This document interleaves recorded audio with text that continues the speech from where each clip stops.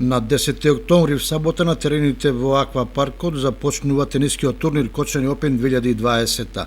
Организаторите се погрижија максимално да се уредат терените кои се меѓу најдобрите во државата. Поставено е ново осветлување што ќе овозможи и вечерни надпревари, а за публиката која се очекува да значителен број поставени се клупи. При тоа во целост ќе се почитуваат протоколите за вакви спортски настани во согласност со ковид мерките.